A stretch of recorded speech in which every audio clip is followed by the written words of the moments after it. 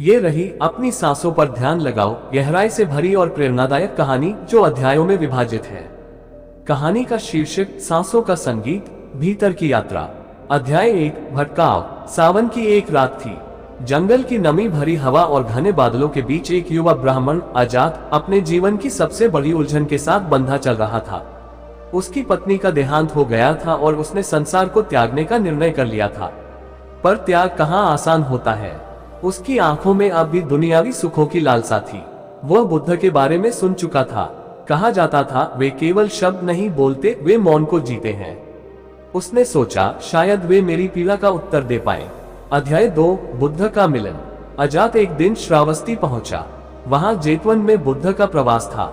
हजारों लोग उनसे मिलने आते, पर बुद्ध सबको मौन में देख लेते। जब अजात की बारी आई, उसने कहा, भगवान, मुझे दुख से मुक्ति चाहिए। मैं सब छोड़ना चाहता हूं, पर मेरा मन मुझे ही नहीं छोड़ता। बुद्ध मुस्कुराए और बोले, मन को तुम पकड़ने की कोशिश करते हो, इसलिए वह भागता है। पर अगर तुम केवल सांसों को देखो तो मन खुद शांत हो जाएगा। अजात चकित हो गया, सांसें? कैसे? बुद्ध ने कहा, तुम्हारी सांसें तुम्हारे मन का आईना है। उन्हें देखो, जानो, और फिर जानो कि तुम सांस नहीं हो, नहीं मन हो, तुम सिर्फ साक्षी हो। अध्याय 3 पहली अनुभूति। अजात को भिक्षु बनने की अनुमति मिल गई। वह जेतवन में रहने लगा। उसे ध्यान की एक विधि दी गई, आनापानसति, केवल अपनी सांसों का निरीक्षण करना। प्रथम दिवस उसका मन इधर उधर दौड़ता रहा। सांस आती और जाती, पर ध्यान भटक जाता। द्वितीय दिवस उसने देखा कि जैसे ही वह सांसों पर ध्यान लगाता है, भीतर एक हल्की सी शांति उत्पन्न होती है। सप्ताह बीतते गए और वह जान गया, ये शांति बाहर नहीं, भीतर ही थी। पहले बार उसे अनुभव हुआ कि वह स्वयं अपने भीतर का द्वार खोल रहा है। अध्याय 4 भीतर की गहराई। एक दिन जब वह ध्यान में बैठा था, उसकी सांस अचानक बहुत धीमी हो गई। लगा जैसे समय रुक गया हो। अब न अतीत था, न भविष्य, केवल एक शुद्ध उपस्थिति थी। उसे ऐसा लगा जैसे वह किसी पुराने जन्म की गहराई में उतर गया हो। वहां एक स्मृति थी, वह एक राजा था जिसने युद्धों में हजारों को मारा था। उसी पाप की आग आज भी उसे भस्म कर रही थी। बुद्ध ने कहा था, जो कर्म किए गए हैं उनका फल भोगना होगा, पर चेतना से उन्हें जलाया जा सकता है। अजात ने सांसों के माध्यम से उन स्मृतियों को देखा, स्वीकारा और उन्हें जाने दिया। अध्याय 5 मोह का अंतिम द्वार। एक रात उसकी आंखों में आंसू थे।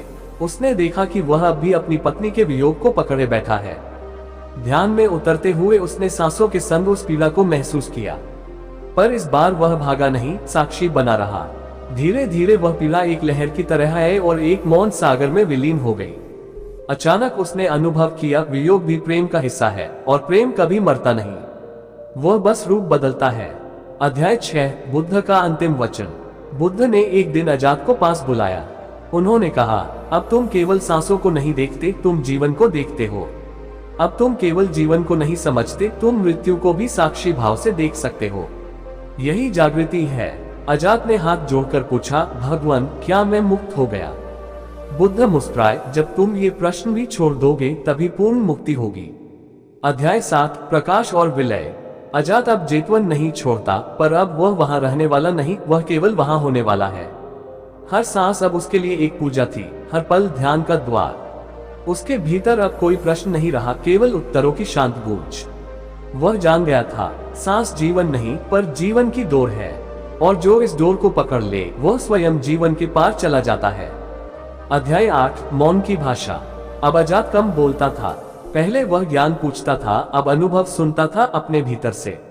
वह जान गया था कि सांसें केवल हवा की आवाज नहीं है, वे ब्रह्मांड की नारी हैं जो सृष्टि के आरंभ से चली आ रही हैं। एक दिन उसने अपने शिष्य से कहा, अगर तुम सुन सको तो हर सांस में बुद्ध बोलते हैं, बिना शब्दों के। शिष्य चकित था, बिना शब्दों के। अजात ने आंखें बंद कर ली और कहा, मौन सबसे ऊंचा मंत्र है, केवल सांसों में उतरकर ही इसे जाना जा सकता है। अध्याय 9 आत्मा की अंधी गली। अजात एक दिन एक वृद्ध भिक्षु से मिला जो कई वर्षों से ध्यान कर रहा था, फिर भी क्रोधित हो जाता था। अजात ने पूछा, आपकी सांसें आपको क्या सिखाती हैं? वृद्ध बोला, मैं उन्हें नियंत्रित करता हूँ, उन्हें गिनता हूँ। अजात मुस्कुराया, आपने उन्हें सुना नहीं, केवल मापा है। माप में मौन नहीं होता, वहाँ केवल गणना होती है। वह वृद्ध रो पड़ा। अजात ने उसका हाथ पकड़कर कहा, अब गिनना छोड़ दो, सिर्फ अनुभव करो। उस दिन से वृद्ध भी मौन हो गया। पहली बार शांति उसके चेहरे पर थी। अध्याय 10 मृत्यु के द्वार पर। एक शाम एक युवक रोता हुआ अजात के पास आया। उसकी माँ की मृत्यु हो गई थी। अजात ने उसे कुछ नहीं कहा, बस अपनी आंखें बंद कर ली और सांसों की ओर ध्यान दिया।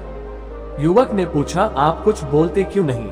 अजात ने धीरे से कहा, क्योंकि शब्द तसल्ली नहीं देते, मौन तुम्हें माँ से जोड़ सकता है। माँ की अंतिम सांस तुम्हारे भीतर की हर सांस में जीवित है, अगर तुम उसे सुन सको। वह युवक उसी क्षण ध्यान में बैठ गया और पहली बार माँ की ऊर्जा को अपनी सांसों में महसूस किया। वह उठकर बोला, माँ मरी नहीं, वो मेरी हर सांस में है। अध्याय 11 जब ब्रह्मा भी मौन हो गया। राजा प्रसेनजित एक बार अजात से मिलने आया। वह बुद्ध से पहले मिल चुका था, पर अब अजात में उसे बुद्ध की छाया दिखी।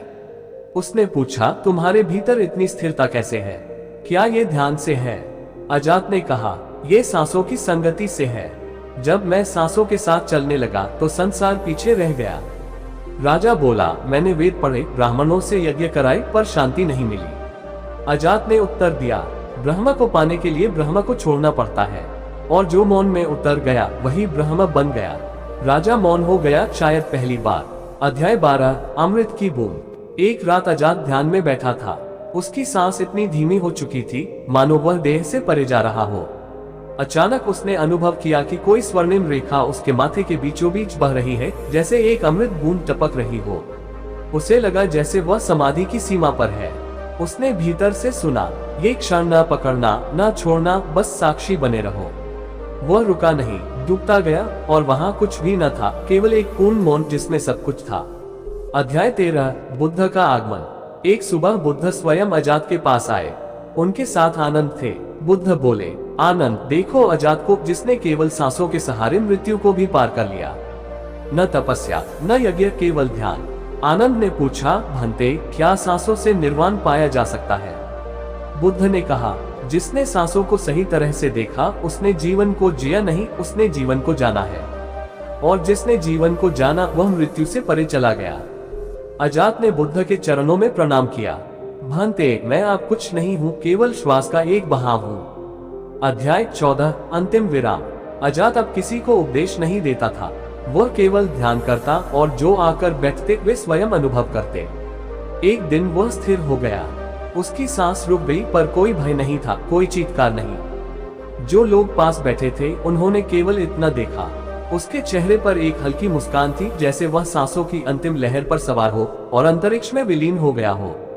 अध्याय 15 संदेश। अजात की समाधि के पश्चात बुद्ध ने कहा, वह जो अपनी सांसों को समझ गया, उसने अपने मन को जीत लिया, और जिसने मन को जीत लिया, उसने संसार को जीत लिया।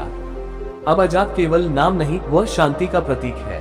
वह हमें याद दिलाता है, अपनी सांसों पर ध्यान लगाओ, क्योंकि वही परम सत्य की झलक है। अध्याय 16 शून्यता का प्रथम दर्शन। एक रात अजात ने ध्यान में बैठते हुए ये सोचा, अब तो मैंने सब पा लिया है। मौन, शांति, समाधि, अब क्या शेष है? लेकिन यही अब क्या शेष है सबसे बड़ा भ्रम था। जैसे ही यह विचार आया, उसकी सांसें एक पल के लिए अटक गईं। भीतर घबराहट हुई। उसी क्षण बुद्ध की स्मृति भीतर गूंजी। जो कहे कि उसे सब मिल गया, वह अभी अधूरा है। अजात ने सब अनुभवों को छोड़ दिया, समाधि को भी। और तब एक गहन शून्यता प्रकट हुई, जहां न सुख था न दुख, केवल शुद्ध उपस्थिति। अध्याय 17 सांस और करुणा। एक दिन एक लड़की अपने मरणासन पिता को लेकर आई। रोती हुई बोली, भिक्षु कृपा करे, मेरे पिता को बचा ले। अजात ने पिता के मस्तक पर हाथ रखा। कहा, इस समय उन्हें जीवन नहीं, शांति की आवश्यकता है। वह पिता धीरे धीरे सांसें छोड़ रहा था, डर और पीड़ा से भरपूर। अजात ने उसके साथ बैठकर केवल उसकी सांसों पर ध्यान लगाया, और धीरे धीरे वह व्यक्ति भी शांत होने लगा। उसकी अंतिम सांस के साथ उसकी आंखें बंद हो गईं, पर अब उसमें डर नहीं था, उसमें केवल मौन था। लड़की रोती रही, पर अब उसकी आंखों में कृतज्ञता थी। अध्याय 18 ध्यान का बीज। अजात ने एक वनवासी युवक को ध्यान सिखाया था। वर्षों बाद वह युवक स्वयं एक ध्यान गुरु बन चुका था। जब वह अजात से मिला, उसने कहा, आपने मुझे कोई सिद्धि नहीं दी, पर आपने मुझे मेरी सांसों से जोड़ दिया। अब मैं हर दिन भीतर उतरता हूँ, और वहाँ कोई अंत नहीं दिखता। अजात ने मुस्कुराकर कहा, क्योंकि भीतर की यात्रा कभी समाप्त नहीं होती। हर सांस एक नई शुरुआत है, और जो हर शुरुआत को देख ले, वह कभी समाप्त नहीं होता। अध्याय 19 मौन के पार। अजात अब बहुत वृद्ध हो गया था। लोग उसे जीवित ध्यान कहते थे। एक विदेशी साधक आया और पूछा, आप इतने शांत हैं, क्या आपने ईश्वर को देखा है?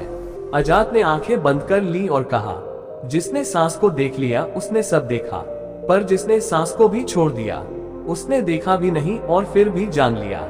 साधक स्तब्ध रह गया। यह उत्तर नहीं था, यह एक मौन विस्फोट था। अध्याय 20 अंतिम शिक्षा।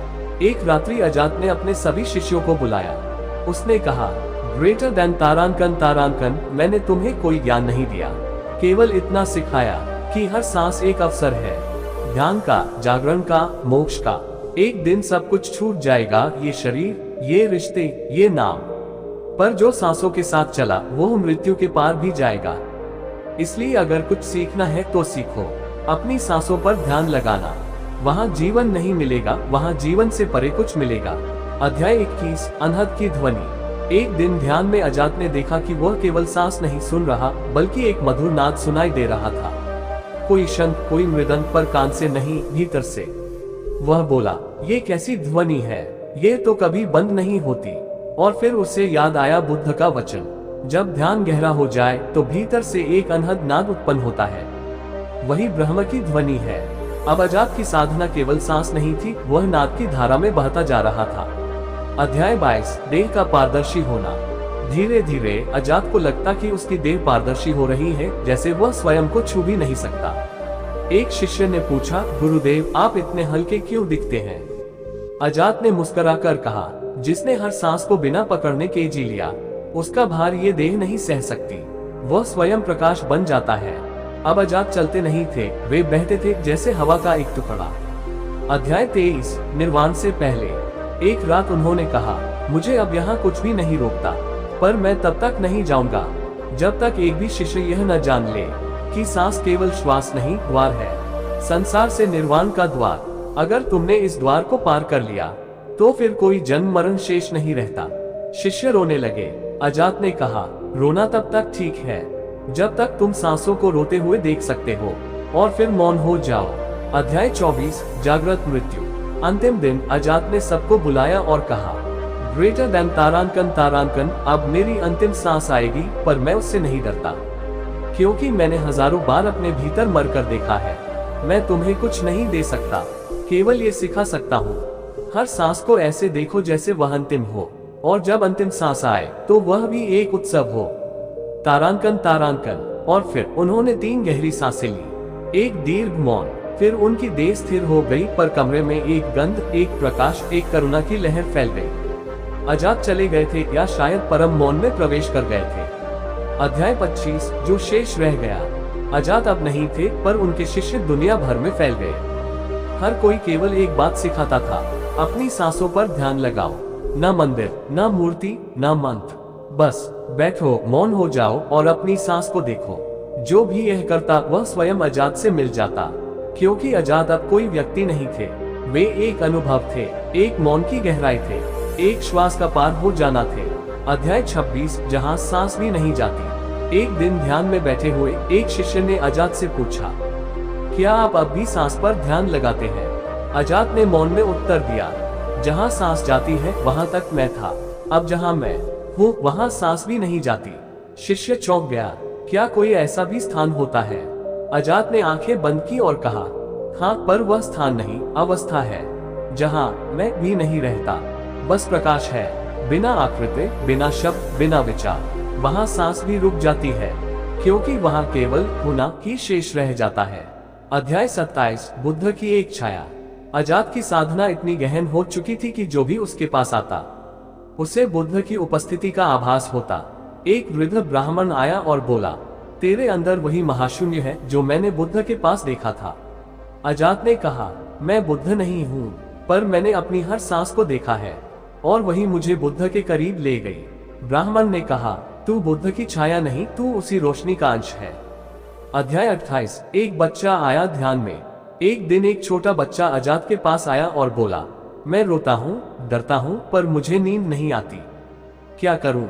अजात ने मुस्कुराकर कहा, जब भी रो तो अपने आंसुओं के साथ साथ सांसों को भी देखना, जब भी डरो तो सांसों को गिनना। और जब नींद ना आए तो अपने दिल के पास हाथ रखो और सुनो। सांस आ रही है, जा रही है, सब ठीक है। बच्चा मुस्कुराया। अगले दिन वह सो गया, पहली बार बिना डर के। ध्यान केवल वृद्धों की साधना नहीं, ये तो जीवन का प्रथम उपहार है जो हम भूल गए। अध्याय 29, अग्नि और आंसू। अजात ने अपने अंतिम वर्षों में केवल एक कार्य किया। हर गांव में गया और वहां के लोगों को सिखाया कैसे बैठा जाए और कैसे सांस को देखा जाए। कई लोग हंसते थे, मजाक उड़ाते थे, पर कई बस रो पड़ते थे, क्योंकि पहली बार उन्होंने देखा कि वे कभी रुके ही नहीं थे, कभी अपने भीतर झांका ही नहीं था। उनके आंसू तपते हुए जीवन की अग्नि से शुद्ध मोती बन जाते थे। अध्याय 30, वंश चल पड़ा। अजात की मृत्यु के वर्षों बाद उसका कोई नाम नहीं जानता था, पर कुछ लोग थे जो पेड़ों के नीचे बैठकर सांस देखते थे, जो खेत में काम करते हुए मौन होते थे, जो मृत्यु के समय मुस्कुराते थे। लोग पूछते कौन थे ये, और कोई कहता ये अजात के वंशज हैं, जिन्होंने कभी सांसों को देखा था और फिर कभी मृत्यु को नहीं देखा। अध्याय 31, साधक जो हर क्षण ध्यान में था।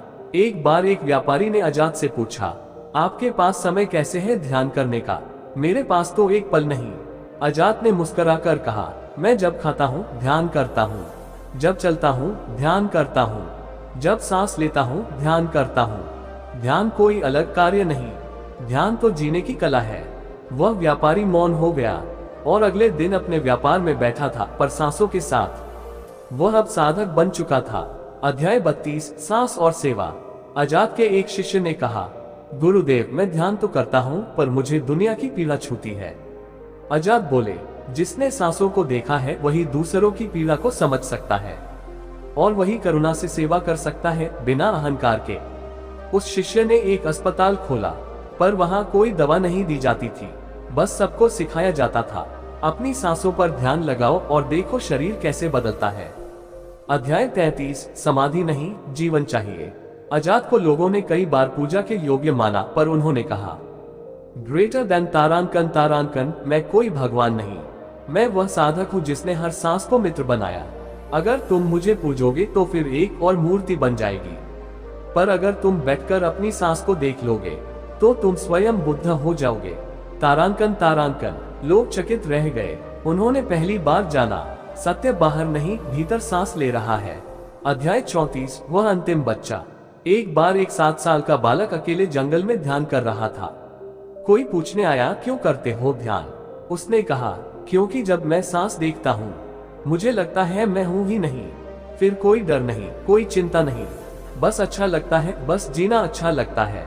उस दिन सबको लगा अब अजात नहीं रहे, पर अजात फिर से जन्म ले चुका है। अध्याय 35, आत्मा की सांस।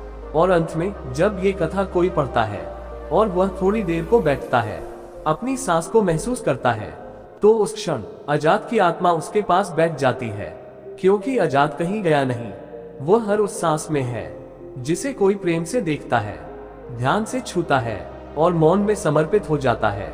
अब ये केवल कहानी नहीं, एक ध्यान यात्रा है।